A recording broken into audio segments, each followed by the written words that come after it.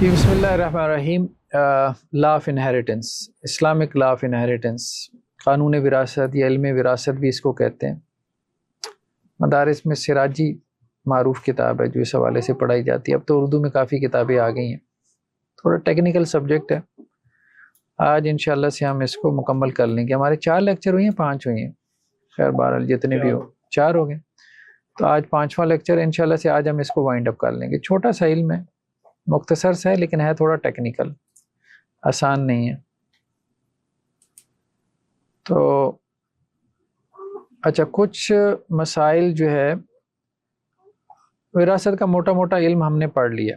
ہم نے کہا تھا ذوی الفروض، یہی کہا تھا نا، ذوی الفروض ہیں۔ کتنے ہیں ذوی الفروض؟ 12 ہیں، ٹھیک ہے۔ 8 عورتیں ہیں، 4 مرد ہیں، ہر ایک کے حصے ہم نے پڑھ لیے، ٹھیک ہے۔ ان کے بعد عصبات آ جاتے ہیں، وہ کتنے ہیں؟ 4، ٹھیک ہے۔ بیٹا ہے، باپ ہے، بھائی ہے، چچا ہے۔ ذوی الفروض کو دینے کے بعد جو باقی بچ جاتا ہے وہ ان کو مل جاتا ہے۔ ان کا حصہ پڑھنے کی ضرورت ہی نہیں، ان کا حصہ متعین ہے ہی نہیں، جو بچ جاتا ہے وہ سارا لے جاتے ہیں۔ اس کے بعد صرف رہ گئے ذوی الارحام، وہ آج ہم ڈسکس کریں گے۔ لیکن اس کے ساتھ ساتھ کچھ مسائل ہیں جو ذرا کمپلیکیٹڈ ہیں، وراثت میں کچھ مسائل الجھی ہوئی ہیں، آج ان کا تذکرہ کریں گے اور ذوی الارحام کا، اور آپ کا یہ کورس انشاءاللہ سے کمپلیٹ ہو جائے گا۔ ایک تو ہے مسئلہ عمریتین۔ حضرت عمر رضی اللہ عنہ کی طرف 2 مسائل منسوب ہے، اس وجہ سے ان کو عمریتین کہتے ہیں۔ تثنیہ کا صیغہ، عمر سے عمریتین، عمریہ سے عمریہ تین۔ اچھا، ایک مسئلہ تو ہم نے پہلے ڈسکس کیا کہ بعض صورتیں ایسی ہوتی ہیں کہ جس میں حصے جو ہے نا وہ ڈسٹرب ہو رہے ہوتے ہیں، ٹھیک ہے۔ مثال کے طور پہ ایک خاتون کی وفات ہوئی، اس کی ماں ہے، اس کا باپ ہے اور اس کا خاوند ہے، ٹھیک ہے۔ تو جمہور صحابہ کا موقف یہ ہے، جیسے حضرت عمر کا، اس لیے اس کو مسئلہ عمریتین کہتے ہیں، اور حضرت عثمان کا بھی، حضرت عبداللہ بن مسعود، حضرت زید بن ثابت کا بھی، کہ اس میں ماں کو کیا ہے، بقیہ میں سے 1/3 دیا جائے گا۔ یہ دیکھیں نا،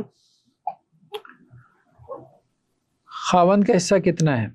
ہاف ہے، ایسے ہی ہے نا، خاوند کا حصہ کتنا ہے؟ ہاف ہے۔ اور ماں کا حصہ کتنا ہے؟ اگر اولاد نہیں ہوتی تو 1/3 ہوتا ہے، ٹھیک ہے۔ اگر اولاد نہ ہو، 2 بہن بھائی نہ ہو، تو ماں کا حصہ 1/3 ہوتا ہے۔ تو خاوند کو آپ نے ہاف دے دیا، 50%، تو وہ لے گیا۔ ماں کو آپ نے 1/3 دے دیا، 1/3 کا مطلب کیا ہے؟ 33%۔ تو باپ کا کتنا بچ جاتا ہے؟ 17%۔ باپ عصبہ ہے، ٹھیک ہے، تو باپ کا حصہ کم ہو جاتا ہے، جی ہاں۔ تو یہی ہم کہہ رہے ہیں، عام طور پہ وراثت میں یہ قاعدہ کلیہ نہیں ہے۔ 1/3 کا مطلب کیا ہوتا ہے؟ ٹوٹل کا 1/3 ہوتا ہے۔ بیوی کا حصہ 1/8 ہے تو کیا مطلب ہوتا ہے؟ ٹوٹل کا 1/8۔ بیٹی کا حصہ ہاف ہے یا خاوند کا حصہ ہاف ہے تو اس کا مطلب کیا ہوتا ہے؟ قاعدہ کلیہ یہی ہے۔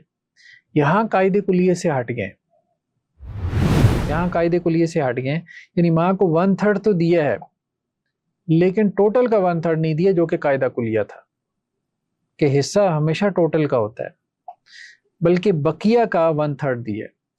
یہ آپ سے بقیہ جو ہے، ہاں، خاوند کو دینے کے بعد، ٹھیک ہے۔ قرآن نے یہ نہیں کہا کہ باقی کا 1/3 دو، قرآن نے یہ نہیں کہا، قرآن نے کہا 1/3 دو ماں کو۔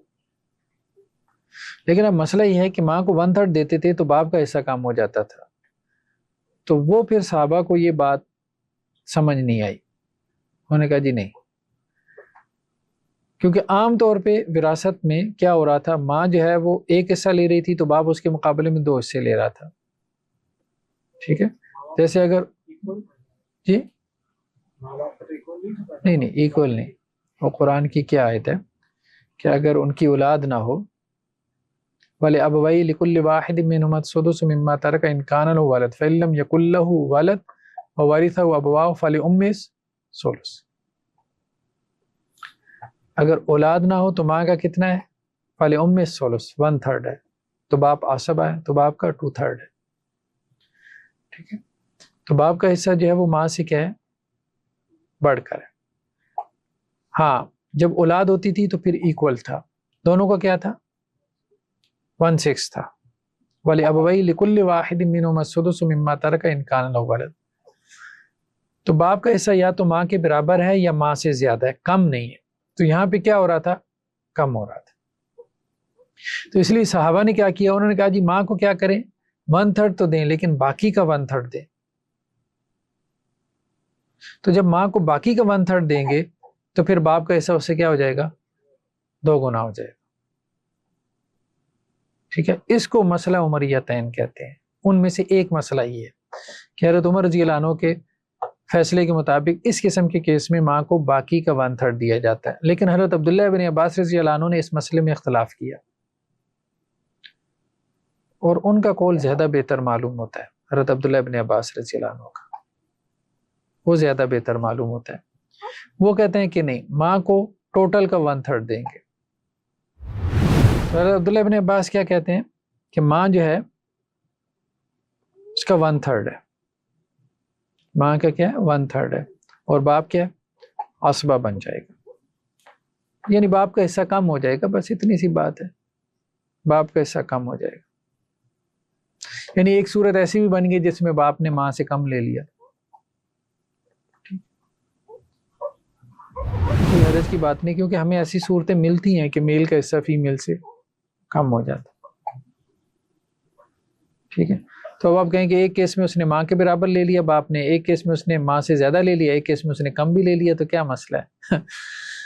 تو حضرت عبداللہ ابن عباس رضی اللہ عنہ اس کو اس نظر سے دیکھتے ہیں کہ ماں کو 1/3 دیں آپ اس میں کیوں احساس ہوتے ہیں کہ باپ کا حصہ کم ہو گیا؟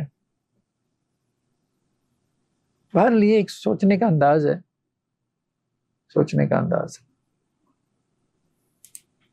آپ کی رائے میں یہ بہتر ہے؟ میرے خیال میں یہ رائے زیادہ بہتر معلوم ہوتی ہے حضرت عبداللہ ابن عباس رضی اللہ عنہ کی. دوسرا مسئلہ جو ہے نا حضرت عمر رضی اللہ عنہ سے جو معروف ہوا وہ مسئلہ حجریہ یا مسئلہ حماریہ بھی کہلاتا ہے. حجر محروم کر دینا، حمار گدے کو کہتے ہیں. اچھا، اس کو کیوں مسئلہ حماریہ کہا گیا، اس کو ہم ڈسکس کرتے ہیں. اس کو مسئلہ مشترکہ بھی کہتے ہیں. ایک خاوند ہے، ایک ماں ہے، 2 اخیافی بھائی ہیں، ایک عینی بھائی ہے. ٹھیک ہے، خاوند کا حصہ ہاف ہے. جی ہاں عورت فوت ہوئی ہے نا، عورت فوت ہوئی ہے، اس کے خاوند کا حصہ کیا ہے ہاف ہے کیونکہ اولاد نہیں ہے. ماں کا حصہ کیا ہے 1/6 ہے. 2 اخیافی بھائی ہیں، ان کا حصہ کیا ہے 1/3 ہے. فَإِنْ كَانُوا أَكْثَرَ مِنْ ذَلِكَ فَهُمْ شُرَكَاءُ فِي الثُّلُثِ، ثلث میں شریک ہوں گے اگر اخیافی بھائی جو ہے.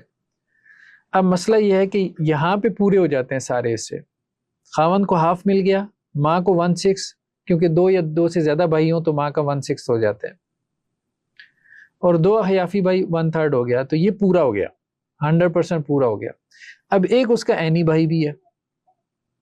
عینی بھائی ویسے کیا بنتا ہے عصبہ ہے، عصبہ ہے نا. تو عصبہ کا مطلب ہوتا ہے کہ آپ پہلے ذوی الفروض کو دیں، جو باقی بچ جائے وہ کس کو دیں عصبہ کو دیں. اب ذوی الفروض کو آپ نے دے دیا، باقی کچھ بچا ہی نہیں.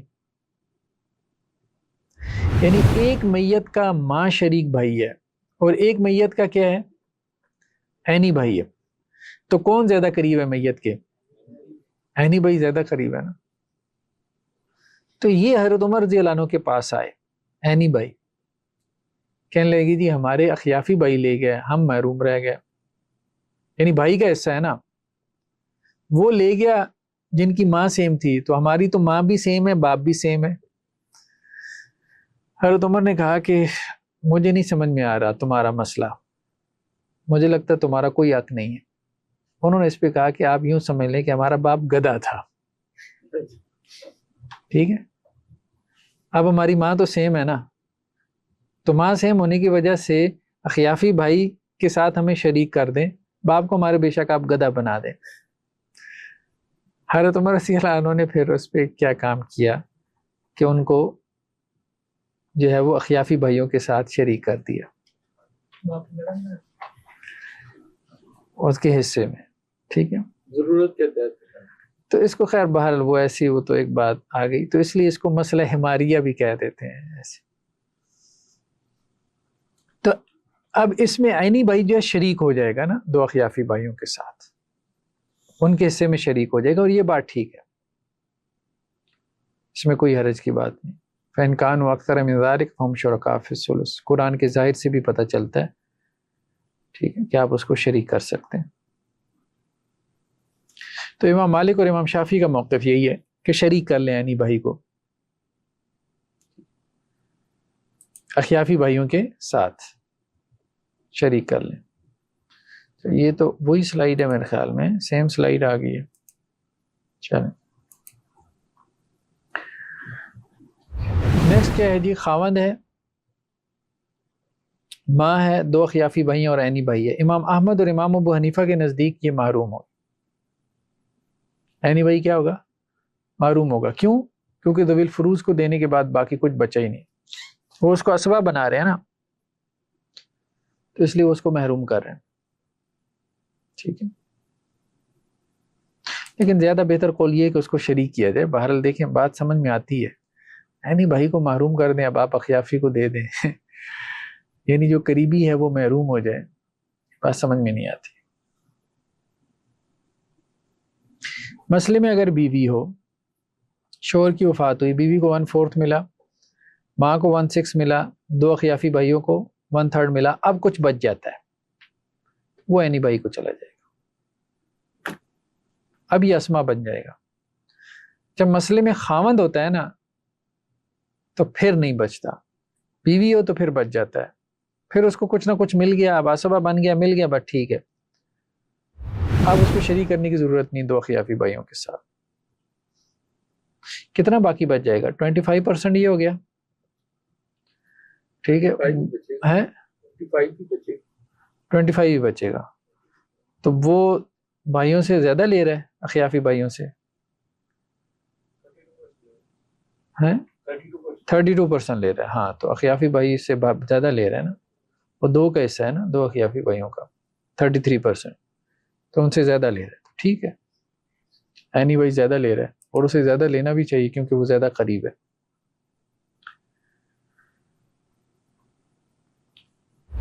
خاوند ہے، ماں ہے اور اخیافی بھائی ہے، ایک اخیافی بھائی ہے، تو ایک اخیافی بھائی ہو تو پھر بھی کیا ہے 1/6 ہے.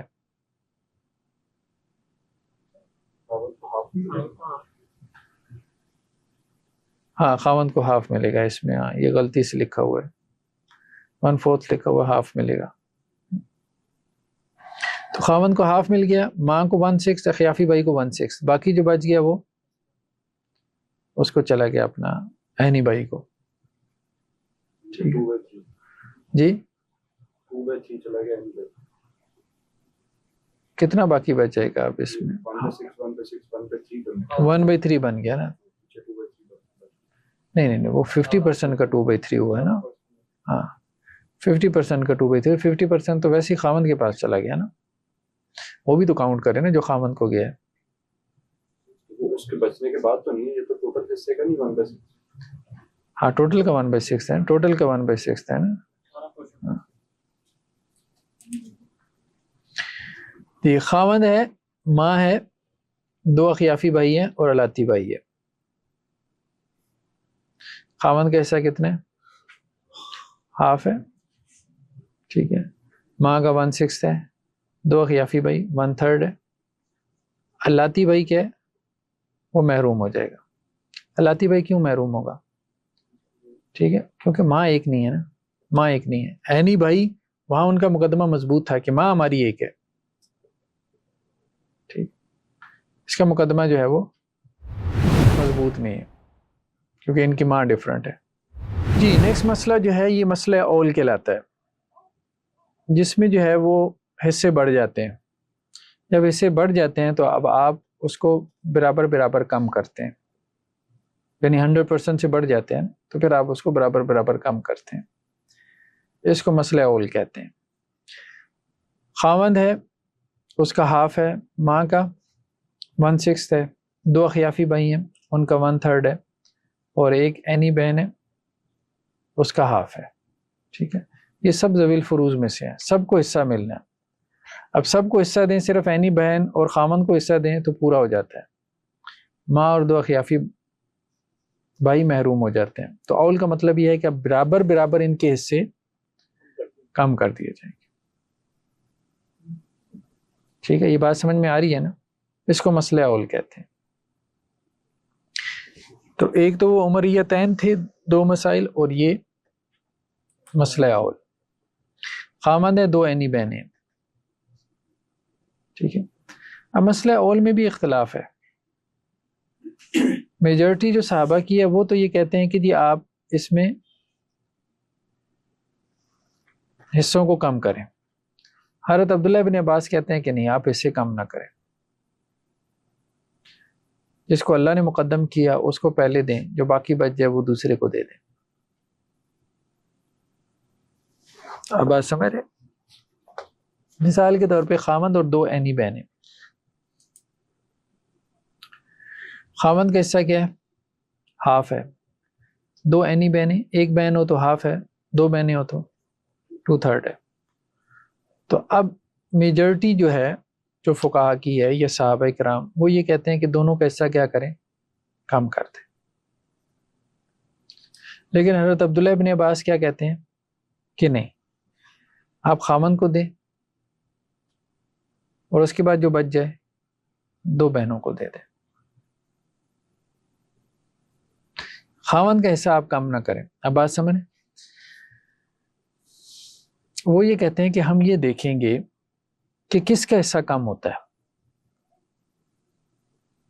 اللہ تعالیٰ نے ذوی الفروز میں بھی کس کو مقدم کیا، کس کو مؤخر کیا؟ اللہ تعالیٰ نے ذوی الفروز میں خاوند کو مقدم کیا۔ کیوں؟ کیونکہ خاوند کا حصہ جو ہے وہ کبھی بھی کم نہیں ہوتا۔ ٹھیک ہے، خاوند کا حصہ کبھی بھی کم نہیں ہوتا، متعین ہے۔ یعنی خاوند کبھی بھی اسبہ نہیں بنتا۔ دو ہی صورتیں ہیں نا، یا ہاف لے گا یا 1/4 لے گا۔ بہن جو ہے وہ اسبہ بن جاتی ہے نا، بھائی کے ساتھ اسبہ بن جاتی ہے، اسبہ بالخیر۔ بیٹی کے ساتھ اسبہ بن جاتی ہے، اسبہ مال خیر۔ تو اپنا حصہ کیا کرتی ہے؟ کم کر جاتی ہے، ٹھیک ہے، اور محروم بھی ہو جاتی ہے۔ خاوند محروم نہیں ہوتا کبھی بھی۔ تو گویا اللہ تعالیٰ نے، یعنی حضرت عبداللہ ابن عباس یہ کہہ رہے ہیں کہ اللہ تعالیٰ نے حصوں میں بھی کچھ ایسے ہیں جن کو کبھی محروم ہی نہیں کیا اور نہ ہی ان کا حصہ کبھی کم ہونے دیا، ان کو اللہ نے مقدم کیا ہے۔ یہ خامند ہے مثال کے طور پہ اس مثال میں۔ دوسرے وہ ہیں کہ جو کبھی محروم ہو جاتے ہیں، کبھی ان کو مل جاتا ہے، کبھی ان کو پورا حصہ ملتا ہے، کبھی وہ سیکنڈ لائن میں چلے جاتے ہیں، عصبہ بن جاتے ہیں، کبھی ذوی الفروز کے طور پہ لیتے ہیں، کبھی اسبہ۔ ان کو اللہ نے مؤخر کیا۔ حضرت عبداللہ بن عباس رضی اللہ عنہ کہتے ہیں کہ مقدم کو مقدم کریں، آپ مؤخر کو مؤخر کریں۔ یعنی بہن ویسے بھی تو اسبہ بن جاتی ہے نا، یہاں بھی اس کو اسبہ بنا لیں آپ، شوہر کو دیں ہاف، باقی ہاف رہ گیا تو بہنوں کو دے دیں آپ ہاف۔ بجائے اس کے کہ سب کا برابر برابر کم کریں گے تو کسی کو بھی وہ حصہ نہیں ملا، کسی کو بھی پورا حصہ نہیں ملا۔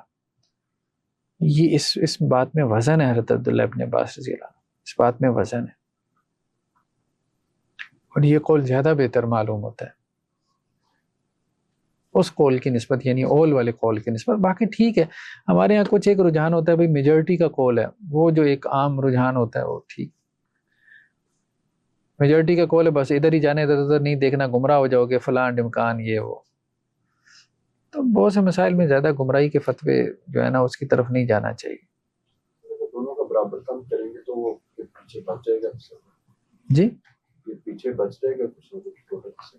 نہیں ٹوٹل سے کیسے بچے گا؟ ابھی تو زیادہ ہو رہا ہے نا، زیادہ ہو رہا ہے نا، تو ریشو کے حساب سے دونوں کا کم کر، ہاں 100% کریں گے نا، کم کرنے سے مراد یہ کہ 100% پہ لے آئیں گے نا، ٹھیک ہے۔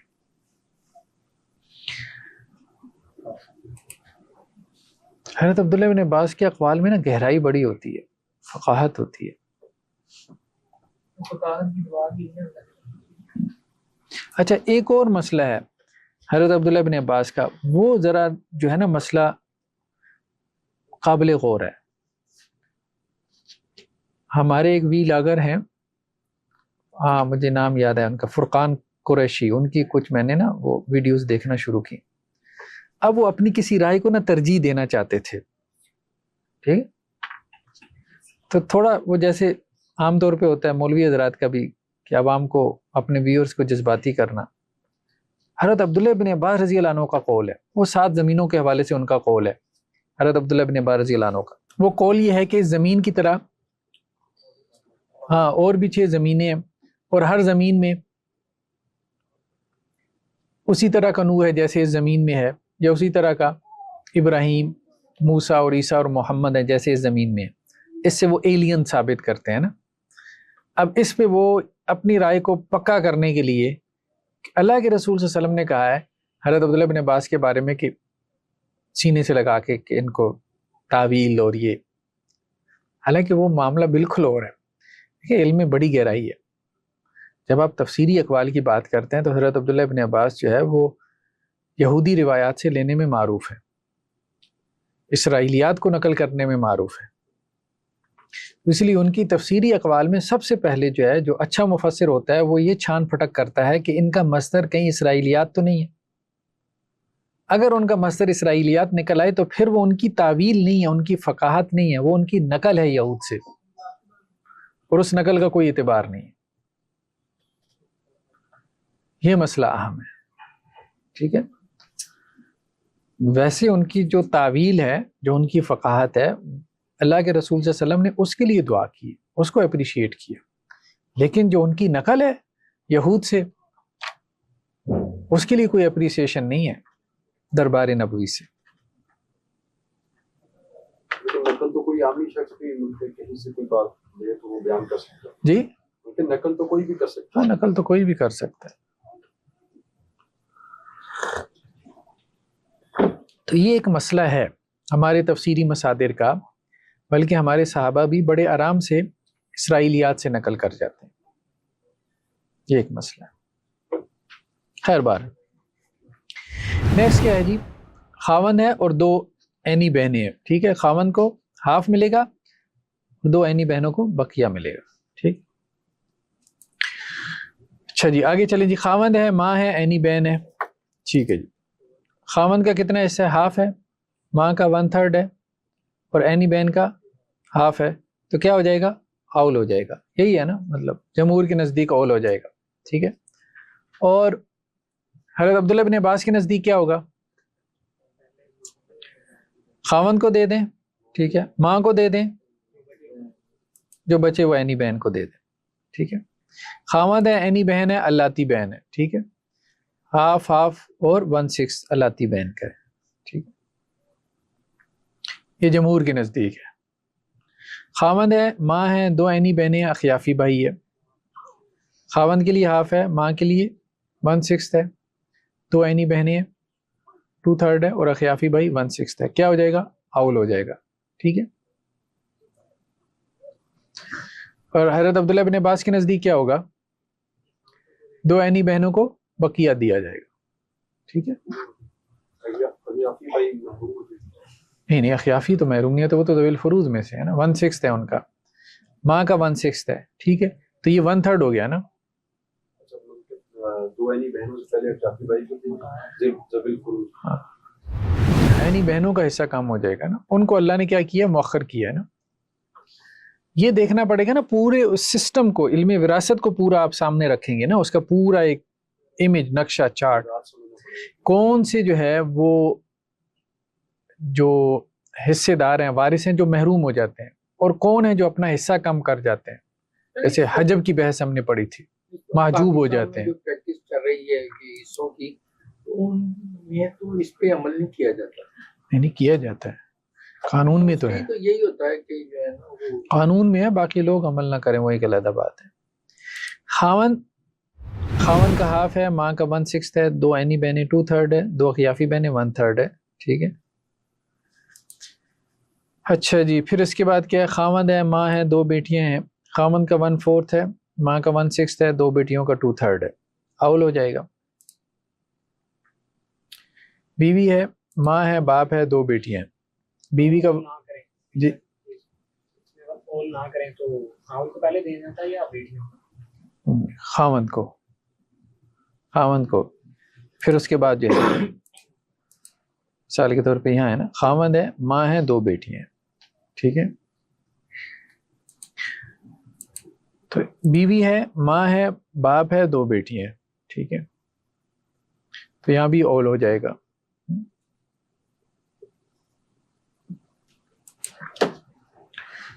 ماں ہے، بیٹی ہے، پوتی ہے. اب ایک اور مسئلہ، اول کے بعد ایک اور مسئلہ آ گیا، مسئلہ رد. یعنی اول میں تو یہ ہے نا کہ حصے بڑھ جاتے ہیں تو آپ ایک ریشو کے ساتھ ان کو کم کرتے ہیں تاکہ 100 پہ لے آئیں نا. مسئلہ رد میں یہ ہے کہ حصے کم پڑ جاتے ہیں، حساب کتاب زیادہ ہے، مال شال زیادہ ہے. ٹھیک ہے، لینے والے کم ہیں.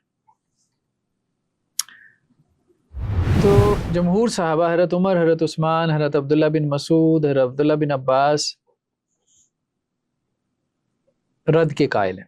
یعنی حصے جو ہے وہ آپ کیا کریں گے، لیکن ذوی الفروز کو دینے کے بعد جو باقی بچ جائے کس کو ملتا ہے؟ اسبا کو. اگر اسبا نہیں ہے تو وہ باقی کدھر جائے گا؟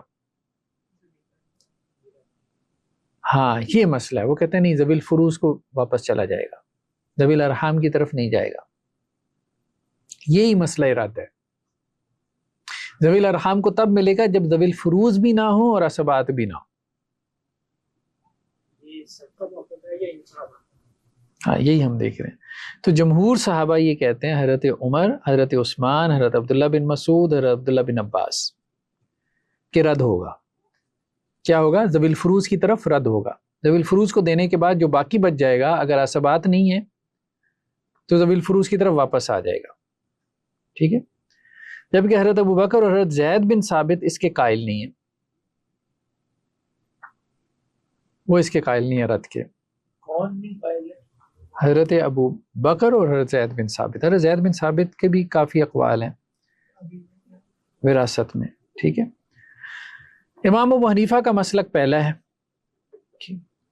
جبکہ امام مالک، امام شافعی اور امام ابن حزم کا دوسرا مسلک ہے.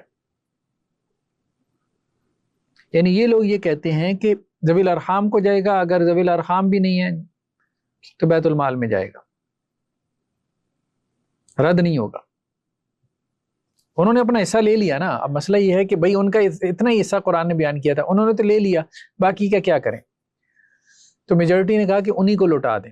کچھ نے کہا کہ نہیں، انہوں نے تو لے لیا، بھائی ان کا حصہ اتنا ہی بنتا تھا، لے لیا، باقی بچ گیا، اس کو بیت المال میں جمع کرواؤ، عام لوگوں کی فلاح و بہبود میں لگاؤ.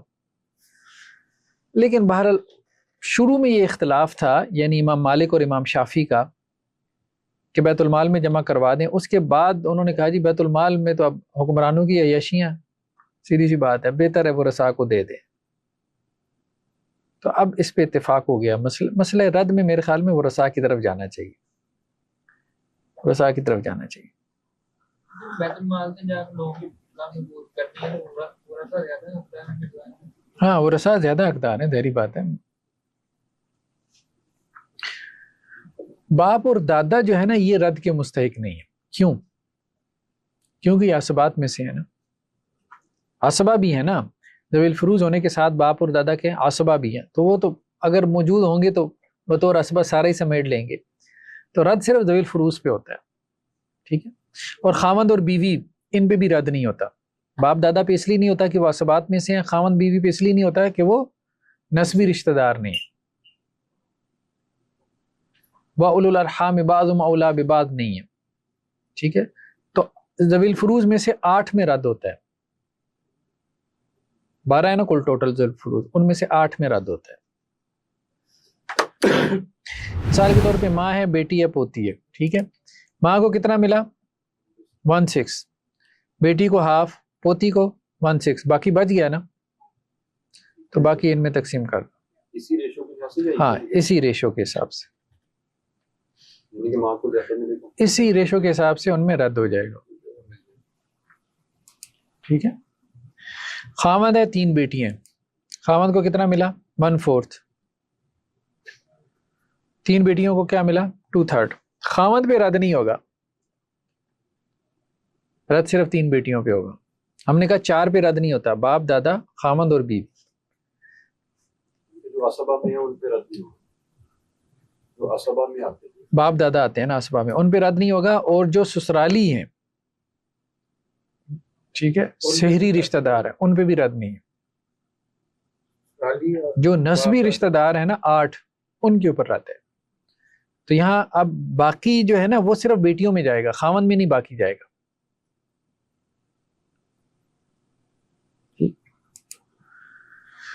بیوی ہے 6 بہنیں ہیں، تو بیوی کو کتنا ملا؟ 1/4. بہنوں کو 2/3، باقی جو بچ گیا بہنوں میں. بیوی ہے ماں اخیافی بہن ہے، بیوی کو کتنا ملا؟ 1/4. ماں کو 1/3، اخیافی بہن کو 1/6، باقی جو بچ گیا ماں اور بہن میں، بیوی کو نہیں جائے گا. بیوی ہے ماں ہے بیٹی ہے، بیوی کو کتنا ملا؟ 1/8.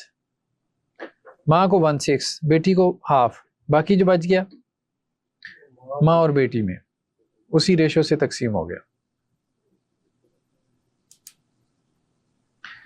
ہاں نیکسٹ کیا ہے؟ حمل کی وراثت. ایک اور مسئلہ کیا ہے؟ حمل کی وراثت کا. یعنی اول ہم نے پڑھا، پھر اس کے بعد مسئلہ رد پڑھا، اب حمل کی وراثت.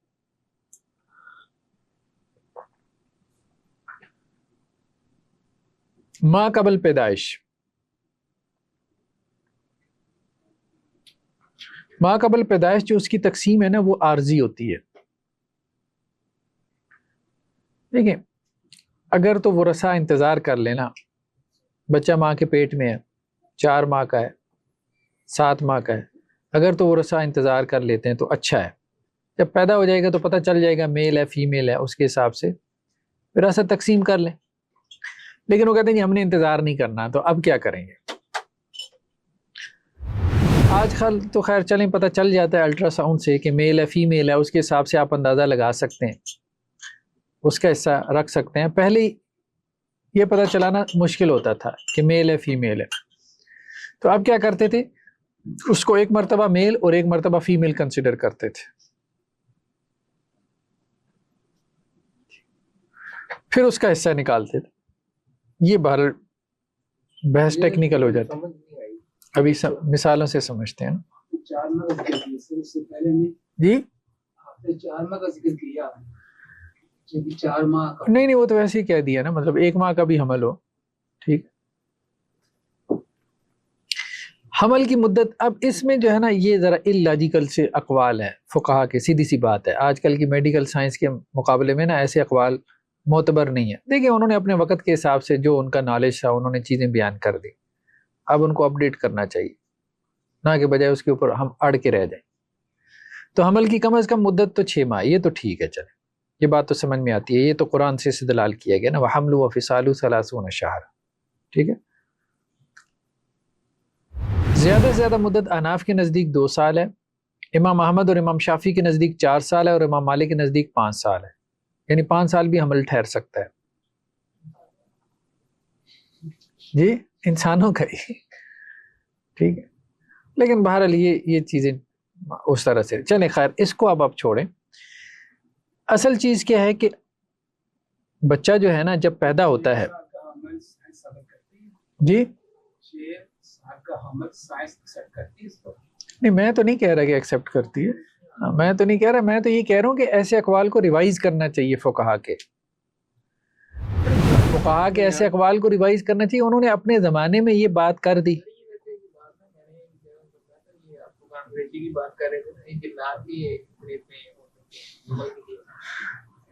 جنات وغیرہ کا حمل کہا جاتا ہے زیادہ ہوتا ہے، لیکن وہ بھی کہتے ہیں جی 15-16 ماہ تک ہوتا ہے. 15-16 ماہ وہ بھی اتنا نہیں ہوتا. تو لیکن یہ جیسے نا 4 سال تک حمل اور 5 سال تک حمل، اب بچہ ماں کے پیٹ میں 4-5 سال کیا کرے گا مجھے بتائیں؟ پاسبل نہیں ہے نا، پیٹ پھٹ جائے گا. چیز پہ کیا ہوگا نا 4 سال کا یا 5 سال کا. جی یہ فقہا نے کوئی استدلال کیا ہے یا فتویٰ دیا کسی چیز پہ؟ آج بھی بچے پیدا ہو رہے ہیں نا، ٹھیک ہے، کروڑوں بچے پیدا ہو رہے ہیں. تو وہ کچھ 4 سال بعد پیدا ہوتا ہے. چلیں آپ خیشات کہتے ہوں گے جی وہ سیزیرین کر لیا, سی سیکشن کر لیا, لیکن اگر اس کو ٹائم دے تو ہو سکتا ہے 4 سال ماں کے پیٹ میں رہ کے دکھا دے.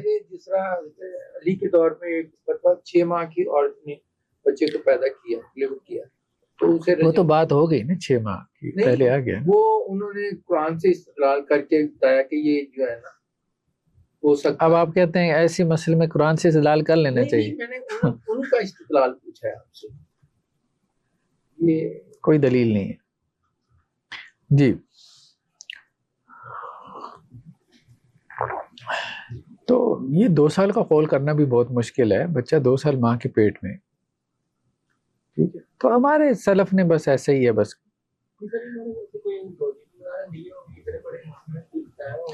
بھائی لاجک کیا ہوتی ہیں, کرامتیں ہوتی ہیں. میں اب آپ کو کیا لاجکیں سناؤں.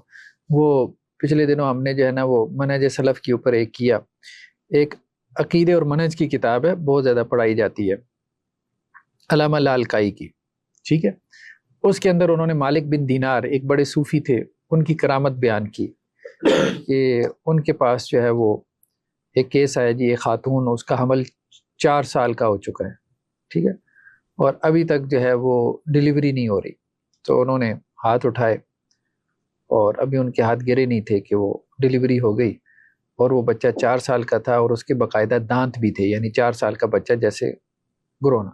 تو وہ ایسی باتیں ہمارے ہاں عام ہو جاتی تھی, ایسی خبریں پھیل جاتی تھی نا, تو کرامتوں کو تو مانتے تھے, تو ایسی خبروں پہ بلیو کر لیتے تھے.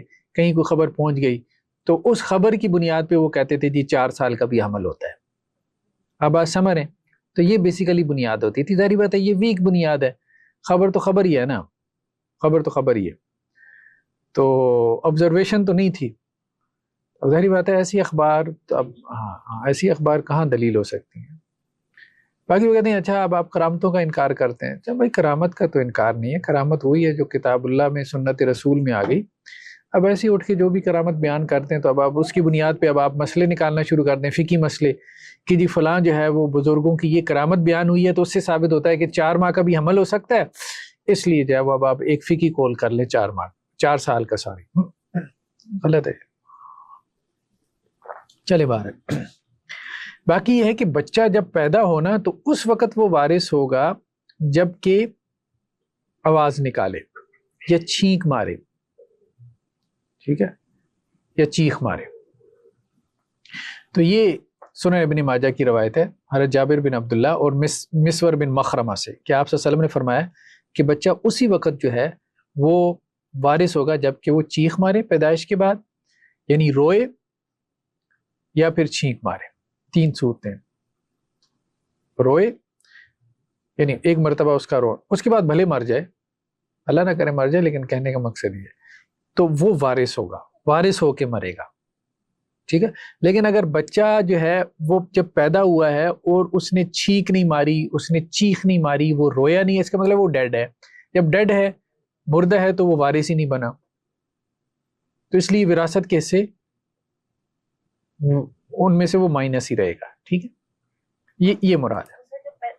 جب ہمارے وہ تقسیم کر لیتے ہیں شروع میں, تو پھر جو حصہ ہولڈ کریں گے وہ لڑکی کا حصہ ہولڈ کریں گے, دونوں کا. جی اب جیسے مثال کے طور پہ زید ہے, اس کی بیوی حاملہ ہے, زید کی وفات ہو گئی, زید کی وفات ہو گئی. اب اس کی بیوی کا حصہ کتنا ہے؟ 1/8 ہوگا نا, چینج تو نہیں ہوگا. لڑکا ہو یا لڑکی ہو, بیوی کا حصہ کوئی چینج ہوگا نہیں ہوگا. زید کا باپ ہے, اس کا حصہ چینج ہو جاتا ہے. لڑکی ہو یا لڑکا ہو, ٹھیک ہے. اگر لڑکا ہوگا تو اس کا حصہ, ویسے باپ کا حصہ 1/6 ہوتا ہے, ٹھیک ہے. لڑکی کی صورت میں وہ اسبہ بھی بن جاتا ہے. لڑکی کی صورت میں لڑکا اسبہ بنتا ہے, یہ نہیں بنتا. تو اب آپ دیکھیں, حاملہ بیوی 1/8 ہو گیا, باپ کا حصہ 1/6 ہوگا اگر تو بیٹا ہے. حمل میں اگر بیٹا ہے تو باپ کا حصہ 1/6 ہے, اور اگر حمل میں بیٹی ہے تو باپ کا حصہ کیا ہے؟ 1/6 پلس عصبہ, یعنی بیٹی کو ہاف ملے گا اور باقی جو بچے گا وہ پھر باپ کو مل جائے گا. تو اب باپ کو کتنا دیں گے؟ بتائیں نا. عقل دیں گے. کتنا دیں گے؟ عقل جو کم تر والا ہے وہ دیں گے, باقی ہولڈ کر کے رکھیں گے. یعنی اتنا تو اس کا کم از کم بنتا ہے نا. اگر باپ کو جلدی ہے کہ یار مجھے دو تو کم از کم اس کا 1/6 تو بنتا ہے نا دونوں صورتوں میں. تو 1/6 اس کو دے دیں گے, باقی ہولڈ کر کے رکھیں گے. بیٹی ہو گئی تو باقی بھی اس کا. اگر بیٹی نہ ہوئی بیٹا ہوا تو پھر وہ بیٹے 1/6 یوز کرے. اس کو کہتے ہیں عقل. ٹھیک ہے, عقل کے مطابق فیصلہ کر لیں. یعنی اگر پریگننسی ہے اسی وقت تقسیم کرنی ہے تو عقل کے مطابق فیصلہ کر لیں. مثال کے طور پہ آمنہ, اس کی وفات ہوئی ہے, ایک اس کا خاوند ہے. خاوند کیسا تبدیل ہوگا؟ بیٹا یا بیٹی ہے؟ نہیں چینج ہوگا نا. ایک اس کی ماں ہے, آمنہ کی ماں ہے. آمنہ کی ماں حاملہ ہے. اب آپ سمجھیں, میت کی ماں حاملہ ہے تو وہ حمل آمنہ کا کیا ہوگا؟ بھائی یا بہن ہوگا. ایسے ہی ہے نا. تو اب خاوند کا حصہ کیا ہے؟ ہاف ہو گیا. ٹھیک ہے, ماں کا حصہ 1/3. ماں کا حصہ کیا؟ 1/3 ہے. اگر تو بھائی ہے, ٹھیک ہے, بھائی ہے تو ماں کا حصہ کیا؟ 1/3 ہے. کس کا؟ آمنہ کا. آمنہ کی ماں ہے تو آمنہ کی ماں کا حصہ 1/3 ہوگا. اگر بھائی ہے تو وہ عصبہ بن جائے گا. بہن ہے تو اس کا ہاف ہے. ٹھیک ہے, بہن کی صورت میں پھر اس میں اول ہو جائے گا.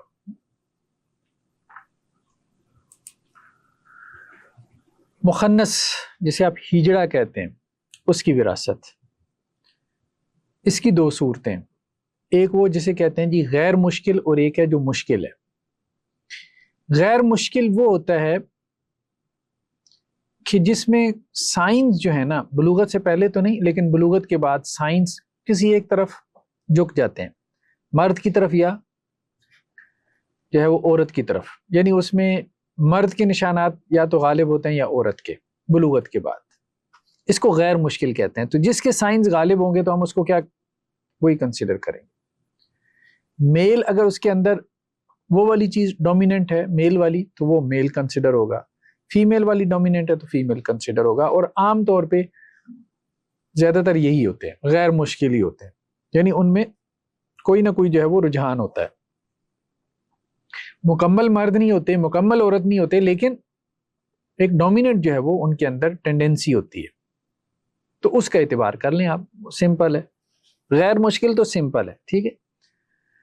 ہاں جو مشکل ہے نا, جس میں اب آپ یہ فیصلہ نہ کر پائیں کہ اب اس کا رجحان جو ہے وہ جیسے انٹرسیکس کہتے ہیں, درمیان میں ہے وہ, کہ میل کی طرف بھی رجحان نہیں فیمیل کی طرف, ایسا بہت کم ہوتا ہے, بہت ریئر ہے.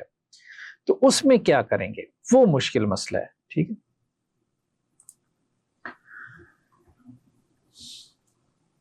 تو اب یہ کیس ہے ہمارے سامنے. آمنہ ہے, ایک اس کا خاوند ہے, ایک اس کا باپ ہے, اور ایک خنثی غیر مشکل ہے. ٹھیک ہے. تو خنثی غیر مشکل کی جو وراثت ہے اس کو ایک مرتبہ مذکر اور دوسری مرتبہ مؤنث تصور کریں گے. یہ کب کی بات ہے؟ بلوغت سے پہلے, جب ابھی تک سائنس جو ہے وہ غالب نہیں ہوئی. اگر بلوغت سے پہلے آپ نے وراثت تقسیم کرنی ہے تو پھر اس طرح سے کریں گے. بلوغت تک انتظار کر لیں تو جو ٹینڈنسی غالب ہو اس کے مطابق تقسیم کر لیں. تو ایک مرتبہ مذکر اور دوسری مرتبہ اس کو مؤنث تصور کریں گے, اور تمام ورثاء کو اقل حصہ دے دیں گے.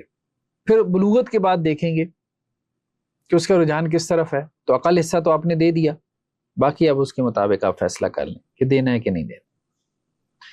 کلیئر ہو گئی نا بات, جیسے پہلے ایک کیس اس سے ملتا جلتا گزرا ہے. تو خاوند ہے, خاوند کا 1/4 ہے, یہی اس کا حصہ بنتا ہے. ٹھیک ہے. باپ ہے, باپ کا کیا ہے؟ 1/6 ہے. یہ 1/6 پلس عصبہ ہے تو عقل کیا ہے؟ 1/6 ہے. خنثی غیر مشکل, یعنی اب اس کی اولاد ہے. ٹھیک ہے نا. اگر تو وہ بیٹا ہے تو وہ اسبہ بنے گا, سارا لے جائے گا. بیٹی ہے تو ہاف لے کے جائے گی. تو اقل کیا ہے؟ بیٹی. تو بیٹی کا حصہ آپ اس کے لیے رکھ لیں. ٹھیک ہے, بلوغت کے بعد اگر بیٹے کے چانسز ہوئے تو اس کا آپ کہہ لیں کہ جی 8.34% اس کا حصہ بڑھ جائے گا, تو وہ اس کو دے دیں.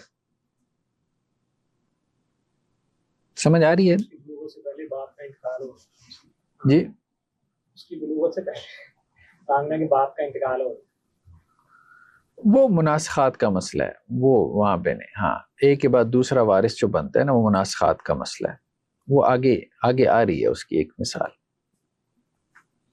خنثی مشکل.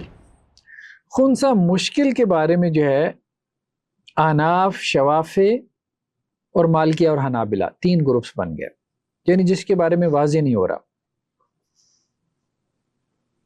کہ وہ مذکر ہے یا مؤنث ہے. بلوغت کے بعد بھی واضح نہیں ہو رہا, سمٹمز کسی ایک طرف جو ہے وہ جا نہیں رہی.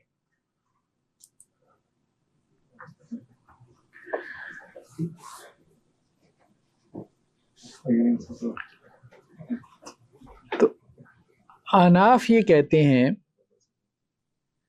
کہ خنثی مشکل کو جو ہے وہ آپ دونوں طرح سے تصور کریں گے, ایک دفعہ میل اور ایک دفعہ فیمیل.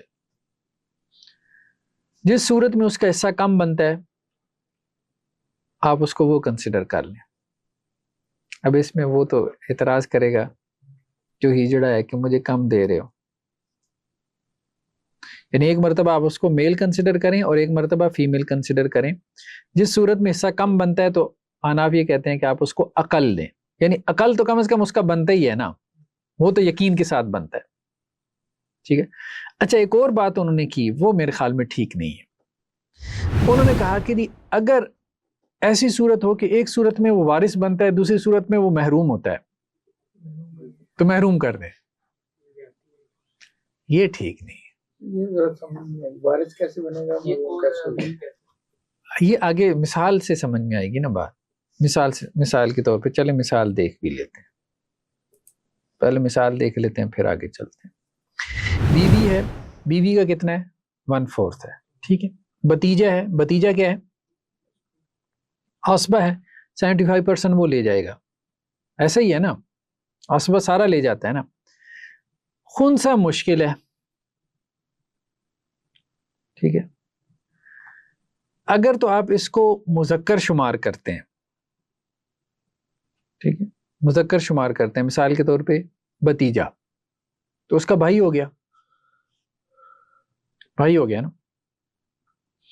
تو وہ اس کے ساتھ 75% میں شریک ہو جائے گا. 2 بتیجے عصبہ بن جائیں گے, 75% میں شریک ہو جائیں گے. اور اگر اس کو آپ مؤنث شمار کرتے ہیں تو وہ ہو جائے گی بتیجی. تو بتیجے کی موجودگی میں بتیجی کیا ہوتی ہے؟ محروم ہوتی ہے, کیونکہ بتیجی تو ذوی الارحام ہے, اسبات میں سے نہیں ہے. اسبات والے سارے میلز ہیں. ٹھیک ہے. تو بتیجی محروم ہو جائے گی. تو اب خنثی کو آپ بتیجا شمار کریں یا بتیجی شمار کریں؟ بتیجا شمار کریں گے تو عصبہ بن جائے گا. عصبہ بن جائے گا, اس کا آدھا مال لے جائے گا 75% کا, تو وہ کہتے ہیں اس کو بتیجی شمار کریں, اس کو محروم کر دیں. یعنی ایک مرتبہ اسے میل کنسیڈر کریں, ایک مرتبہ فیمیل کنسیڈر کریں. تو اب دیکھیں, ایک کیس میں اگر وہ وارث بن رہا ہے, دوسرے میں محروم ہو رہا ہے, تو آپ اس کو کیا کنسیڈر کریں؟ نہیں, یہ ٹھیک نہیں, یہ ٹھیک نہیں لگ رہا نا. کیوں ہم اس کو محروم کنسیڈر کریں؟ وہ کہتے ہیں جی کم از کم یہ تو یقینی بات ہے نا. یہ نہیں, یہ ٹھیک نہیں ہے. وہ عقل والے میں چلیں پھر کوئی ان کی بات سمجھ میں آتی تھی. ٹھیک ہے. دوسرا کیس انہوں نے کیا بنایا, بیٹا ہے مثال کے طور پہ اور ایک بیٹی ہے, تو 1:2 کی ریشو سے لیں گے نا. ٹھیک ہے. بیٹا بیٹی عصبہ بن جائیں گے نا دونوں, بیٹا بیٹی دونوں عصبہ بن جاتے ہیں نا 1:2 کی ریشو سے. ایک خنثی جو ہے وہ مشکل ہے.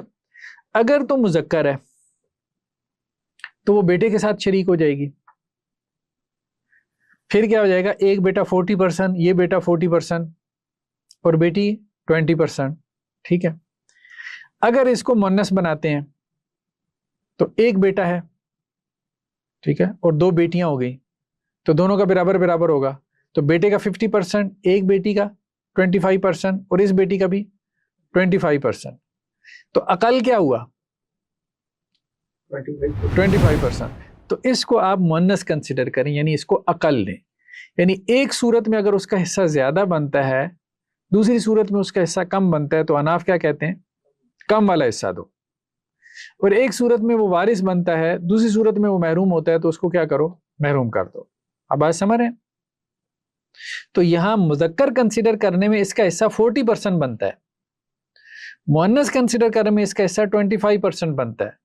تو کیا کنسیڈر کریں مؤنث, خنثی کو مؤنث کنسیڈر کریں. یہ تو اناف نے اس مسئلے کا یوں حل نکالا. اچھا جو تو انہوں نے نکالا اپنا شوافے نے, یہ تو ابھی خیر اناف کا ہی میرے خیال میں چل رہا ہے, اناف کے بعد آگے شوافے کا آئے گا, وہ آگے شوافے کا آتا ہے. چلیں بہرحال شوافے نے کیا کیا, ایک منٹ ذرا پیچھے سے میں آپ کو دکھاتا ہوں شوافے کا اصولی موقف کیا. وہ کیا کہتے ہیں کم یا زیادہ, ٹھیک ہے, آپ نے تمام کو عقل دینا ہے, ٹھیک ہے, تمام کو آپ نے کیا کرنا ہے عقل دینا ہے. یعنی شوافے کے نزدیک تمام ورثاء کو آپ عقل حصہ دیں گے, ٹھیک ہے, اور جو باقی بچ جائے گا وہ سب ورثاء میں برابر یا باہمی رضامندی سے تقسیم کر دیں گے. مثال کے طور پہ اس کو مثال سے سمجھیں وہ اس مسئلے کو کیسے حل کرتے ہیں.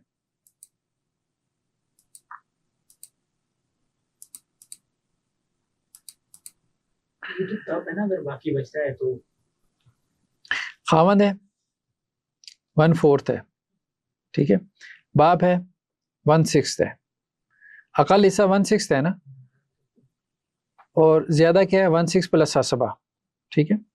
اب خنثی مشکل جو ہے, ایک صورت یہ ہے کہ آپ اس کو میل, اگر تو آپ اس کو میل کہتے ہیں تو یہ کیا ہے عصبہ ہے, ٹھیک ہے, عصبہ بن جائے گا نا. مثال کے طور پہ بیٹا بن گیا, یہ بیٹا ہے تو باپ کو کیا ملے گا 1/6, ٹھیک ہے. اگر آپ اس کو بیٹی بناتے ہیں تو پھر یہ 50% لے گا, اگر آپ اس کو بیٹا بناتے ہیں تو 58%. تو وہ کہتے ہیں جی آپ عقل لیں, ریٹ کو برابر ڈیوائڈ کر دیں, جو 8% ہے اس کو برابر ڈیوائڈ کر دیں. ہاں باقی جو بچ جائے نا وہ سب میں برابر تقسیم کر دیں, ٹھیک ہے, سب کو عقل دیں اور باقی جو بچ جائے وہ سب میں برابر تقسیم کر دیں. یہ بھی صرف اس صورت میں ہے نا جس میں باقی بچے, جس میں باقی بچے, ٹھیک ہے. مالکیہ اور حنابلہ کا موقف, ان کا کیا ہے؟ مالکیہ اور حنابلہ یہ کہتے ہیں جی خنثی کو دونوں طرف فرض کرتے ہوئے ان کا نصف دیا جائے گا, ایک مرتبہ میل ایک مرتبہ فیمیل, اور دونوں کا پھر نصف نکال لیں. اب آپ سمجھ رہے ہیں, ایوریج نکالنا. ہاں ایوریج نکال لیں, ٹھیک. مثال کے طور پہ بیٹا ہے بیٹی ہے, بیٹا بیٹی آپس میں کیا ہے 1:2 کی ریشو سے. اچھا اگر تو خنثی کو آپ نے مذکر کنسیڈر کیا تو 40% ہو گیا, ٹھیک ہے, اور اگر آپ نے اس کو مؤنث کنسیڈر کیا تو اس کا کیا ہو گیا 25% ہو گیا. تو 40% کا ہاف 20, 25% کا ہاف 12.5, تو اب اس کو کتنا ملے گا 32.5.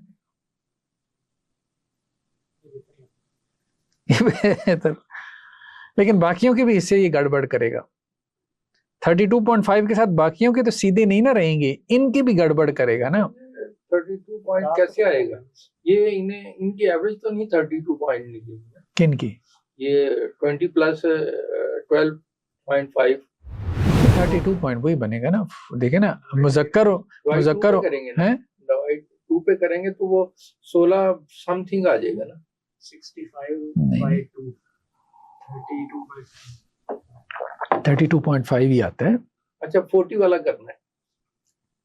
ایک مرتبہ آپ اس کو مذکر کنسیڈر کریں, دوسری مرتبہ اس کو مؤنث کنسیڈر کریں, مذکر اس کو کنسیڈر کرتے ہیں تو 40% ہے اس کا، مؤنث کنسیڈر کرتے ہیں تو اس کا 25%، دونوں کا ہاف نکال لیں۔ نہیں میں وہ نیچے والی ایوریج نکالا تھا، وہ ایوریج 40 پلس 25 کی نکال۔ تو 40 کا ہاف 20 ہے، 25 کا 12.5، تو دونوں کو جمع کر دیں، ٹھیک ہے۔ نہ اس کو 40 ملا نہ اس کو 25 ملا، اس کو کیا ملا 32.5، اب درمیان میں آ گیا نا، یہی بنتا ہے نا 25 اور 40 کا درمیان 32.5، ٹھیک ہے۔ مفقود الخبر کی وراثت، جی مفقود الخبر جو ہے اس کے بارے میں یقینی خبر ہو، کیا ہو؟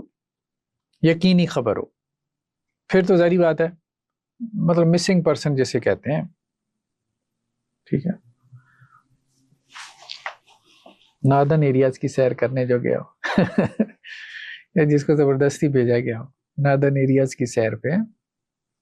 خیر پرانے زمانے میں بھی لوگ جنگوں میں مفقود الخبر ہو جاتے تھے، یا سفر پہ جاتے تھے، بزنس کے لیے جاتے تھے، مفقود الخبر ہو جاتے تھے، پتہ نہیں کیا حادثہ پیش آ گیا، قید ہوگی۔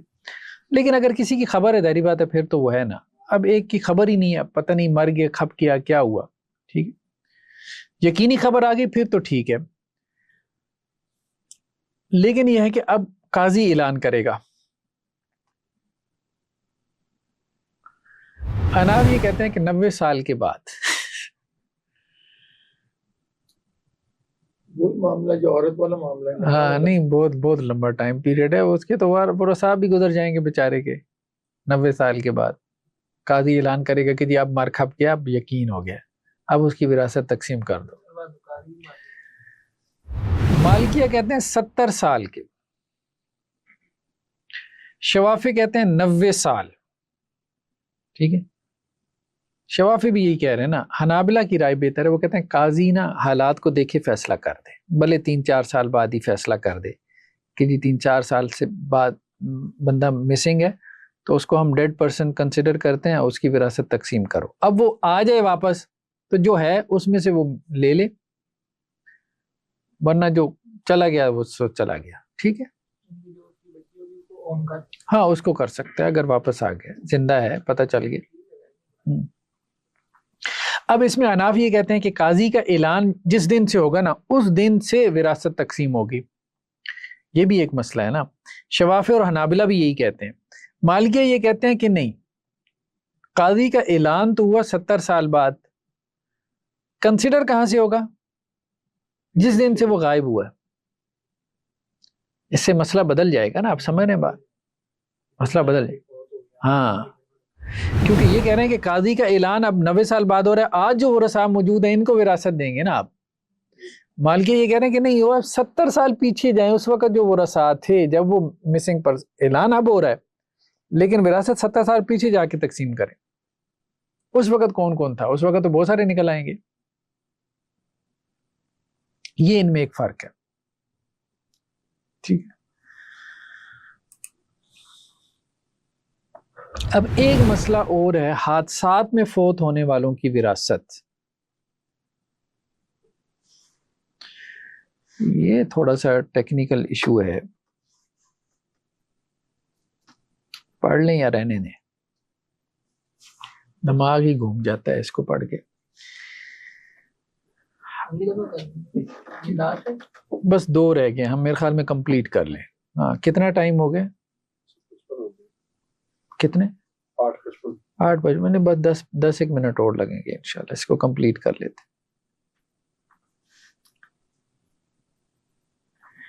ایکسیڈنٹ میں آپ کو پتا ہے کہ ایک ساتھ لوگ فوت ہو جاتے ہیں،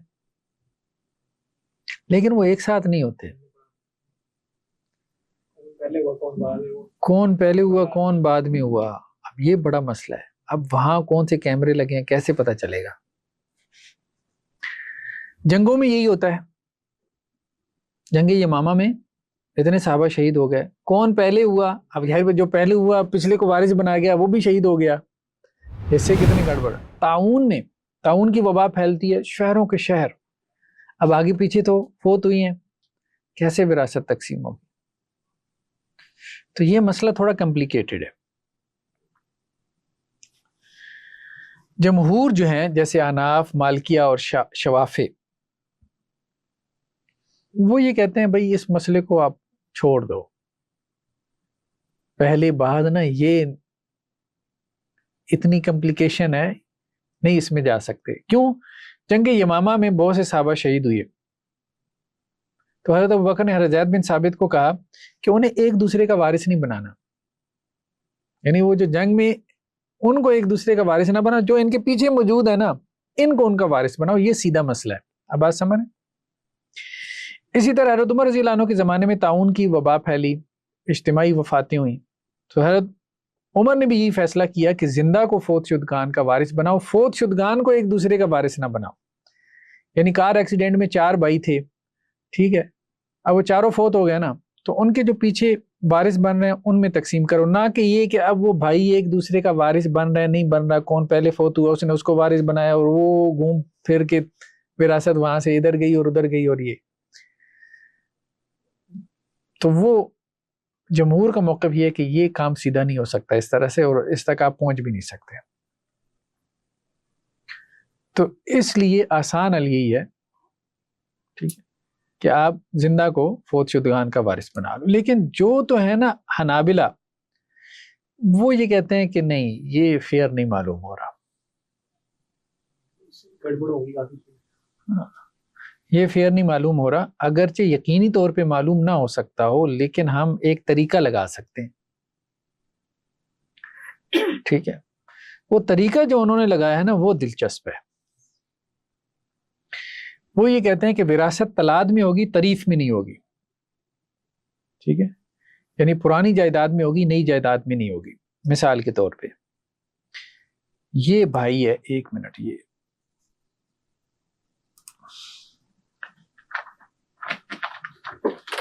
جمہور کا تو آسان ہے نا، وہ تو سمجھ میں آ گیا. حنابلہ کا کیا ہے؟ 2 بھائی ہیں مثال کے طور پہ، پہلا بھائی دوسرا بھائی، دونوں ایک کار ایکسیڈنٹ میں ایک ساتھ ہی ان کی وفات ہو گئی. ایک ساتھ تو اب ظاہری بات ہے نہیں ہوگی، آگے پیچھے ہو گئی، مطلب ہمارے نزدیک وہ ایک ساتھ ہے. ٹھیک ہے، تو جمہور یہ کہتے ہیں کہ بھائی آپ نے کیا کرنا ہے، پہلا بھائی جو ہے نا اس کے اب آپ دیکھیں کون کون وارث ہے. تو اس کے وارث کون ہے؟ بیوی ہے، بیٹی ہے، چچا ہے. ٹھیک ہے، تو آپ ان 3 ورثاء کو دے دیں. دوسرا بھائی تو اس کے ساتھ فوت ہو گیا نا، یہ تو جمہور کے نزدیک کنسیڈر ہی نہیں ہوگا نا. اب آپ سمجھ رہے ہیں، حنابلہ کے نزدیک یہ دوسرا بھائی کنسیڈر ہوگا جو اس کے ساتھ کار ایکسیڈنٹ میں تھا. ٹھیک ہے، تو اب وہ کیا کہتے ہیں بھائی بیوی کو تو آپ 1/8 دیں، بیٹی کو ہاف دے دیں. تو جمہور کے نزدیک کیا ہو جائے گا؟ چچا اسبا بن جائے گا نا، ایسا ہی ہے نا، چچا اسبا بن جائے گا نا، بھائی کنسیڈر نہیں ہوگا، چچا اسبا بنے گا. نہیں سمجھ آ رہی؟ یہاں پہ کیا ہے، حنابلہ کیا کرتے ہیں، دوسرے بھائی کو اس کا اسبا بناتے ہیں، کیونکہ بھائی کی موجودگی میں چچا اسبا نہیں ہوتا. ٹھیک ہے، اب جو دوسرا بھائی ہے اس کی 2 بیٹیاں اور چچا ہے، تو 2 بیٹیوں کو 2/3 چلا گیا، چچا کو کتنا گیا؟ اسبا ہو گیا. اب آگے چلیں دوسرے بھائی کا کیس. پہلے ایک کو دوسرے کا وارث بنایا نا، اب دوسرے کو پہلے کا وارث بنانا ہے. ٹھیک ہے، پہلا بھائی اس کی بیوی کو ملا 1/8، بیٹی کو ملا ہاف. چچا کیا ہے؟ محروم ہو گیا. ٹھیک ہے، دوسرا بھائی جو ہے 2 بیٹیاں اور اس کا پہلا بھائی، وہ اسبا ہو گیا. یعنی ایک دفعہ میں ایک بھائی کو اس کا وارث بنایا، دوسری مرتبہ میں دوسرے بھائی کو اس کا وارث بنایا، اور اس طرح سے انہوں نے وراثت کو جو ہے وہ تقسیم کیا. نیکسٹ کیا جی، ولد الزنا ولد اللیان کی وراثت. تو ہم نے یہ بات پڑھی تھی کہ باپ سے وہ وراثت نہیں پائے گا، حرام کی جو اولاد ہے باپ سے وراثت نہیں پائے گا، ماں سے پائے گا. ماں کا وارث بھی بنے گا اور ماں سے متعلقہ ورثاء کو اپنا وارث بھی بنائے گا. ٹھیک، زید ہے، زید کی ماں ہے. ٹھیک ہے، ماں کا حصہ کیا ہے؟ 1/3 ہے. اور زید کا ایک بیٹا ہے جو ولد الزنا ہے، تو وہ وارث ہوگا؟ نہیں ہوگا، باپ سے وراثت نہیں پائے گا. ٹھیک ہے، تو باقی 2/3 بھی کس کی طرف چلا جائے گا؟ رد ہو جائے گا نا. ماں ہے یعنی ایک ولد الزنا ہے، ٹھیک ہے، اس کی ماں ہے، تو اس کی ماں وارث ہوگی نا، اس کی 1/3. اخیافی بھائی ہے، اس کو بھی 1/6 ملے گا. ٹھیک ہے، باقی ماں کے اوپر رد ہو جائے گا. ماں ہے، نانی ہے، ماموں ہے. ماں کی وجہ سے نانی کیا ہو جائے گی؟ محروم ہو جائے گی، اور ماموں بھی محروم ہو جائے گا. ٹھیک ہے، سارا ماں کو مل جائے گا. بس لاسٹ ہے جی ذوی الارحام. جی قدیم و جدید کا کوئی بات؟ ہاں، یعنی قدیم میں وہ وارث بنے گا، جدید بھی نہیں وارث بنے گا. یہ تھوڑا سا ٹیکنیکل مسئلہ ہے، اس کو پھر انشاءاللہ اسی وقت میں کھول. ذوی الارحام کے بارے میں 3 موقف ہیں. ایک موقف تو شاذ ہے کہ جتنا مال ہے نا، اگر ذوی الفروض اور عصبات نہیں ہے تو جتنا مال ہے وہ کیا کریں، جتنے ذوی الارحام ہیں ان میں برابر برابر تقسیم کر دیں. لیکن یہ موقف عام نہیں ہوا. جتنا مال ہے برابر برابر، کیونکہ ان کے حصے متعین ہیں ہی نہیں، تو برابر برابر تقسیم کر دیں جتنے بھی ذوی الارحام ہیں سب. یہ شاذ موقف. دوسرا اہل تنزیل کا موقف کہلاتا ہے. اہل تنزیل یعنی جمہور فقہا کا، ٹھیک ہے،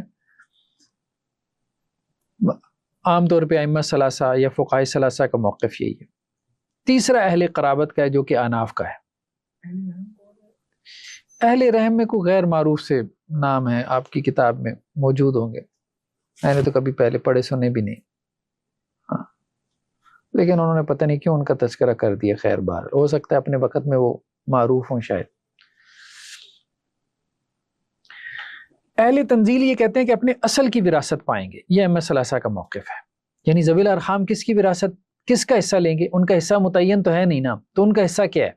جو ان کی اصل کا ہے، یعنی جس کی جگہ وہ لے رہے ہیں.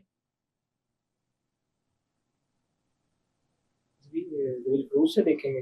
ہاں، ذوی الفروض سے دیکھیں گے. ٹھیک ہے، یہ ائمہ ثلاثہ کا موقف ہے. اہل قرابت احناف یہ کہتے ہیں کہ ان میں درجات ہیں، جیسے عصبات میں ہے نا، پہلے بنوت ہے، وہاں پہ بھی یہ نا پہلے بیٹا تھا، پھر ابوت ہے باپ، پھر اس کے بعد اخوت ہے بھائی، پھر اس کے بعد امومت ہے یعنی چچا. تو جو عصبات والی ترتیب تھی انہوں نے وہ ذوی الارحام میں لے آئے کہ پہلے ان کو ملے گا، اگر یہ نہیں ہے تو پھر ان کو، پھر ان کو، پھر ان کو. ٹھیک ہے، تو بنوت سے کون سے رشتہ دار ہیں؟ یعنی بیٹے سے بیٹی، پوتی اور نیچے. ابوت سے کیا ہے؟ جیسے دادا کے اوپر نانا. اخوت جیسے عینی، الاتی، بتیجی، بھانجی. ٹھیک ہے، امومت یعنی پھوپھی، عینی، الاتی، چچا زاد، یہ ہو گئے. نواسی ہے، بانجی ہے، الاتی بتیجی ہے. نواسی کا حصہ کتنا ہے؟ ہاف ہے. کیوں؟ کیونکہ نواسی جو ہے کس کا حصہ لے گی؟ بیٹی کا. اہل تنزیل والا. بھانجی جو ہے وہ عصبہ ہے. کیوں؟ کیونکہ بھانجی کس کا حصہ لے گی؟ بہن کا. بیٹی کے ساتھ بہن کیا ہو جاتی ہے؟ عصبہ ہو جاتی ہے نا، عصبہ مالقہ ہے. الاتی بتیجی محروم ہو جائے گی، کیونکہ الاتی بھائی کیا ہے؟ محروم ہے اس کیس میں. پھوپھی ہے، 2/3 لے گی. کس کا حصہ؟ باپ کا. یعنی جس کی نسبت سے وہ ذوی الارحام. ہاں، خالہ ہے، 1/3 لے گی، ماں کا حصہ.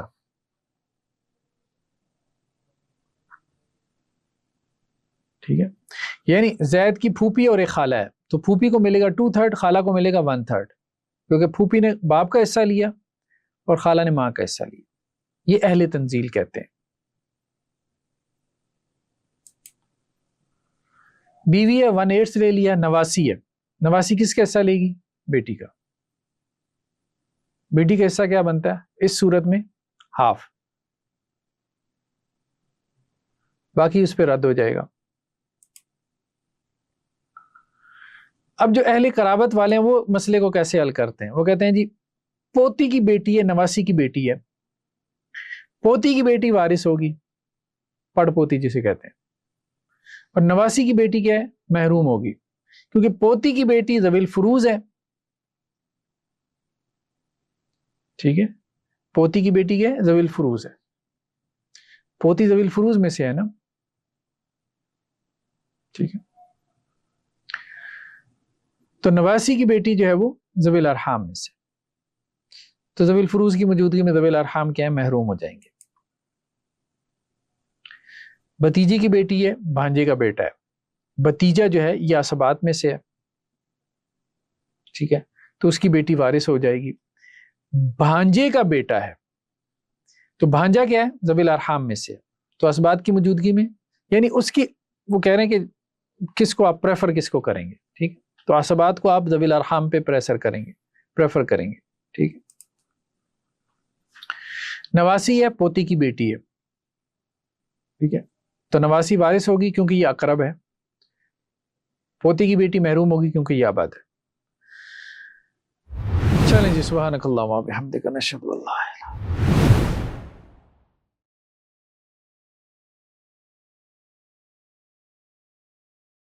नाज़रीन अस्सलाम वालेकुम वरहमतुल्लाहि वबरकातुहू। मस्जिद अर्रहमान एंड कम्युनिटी सेंटर के तहत हमारे बहुत से प्रोजेक्ट्स चल रहे हैं, उसमें वेलफेयर के प्रोजेक्ट हैं, जैसे कि राशन प्रोग्राम है, इसी तरह से medical camps, monthly medical camps लगाए जाते हैं।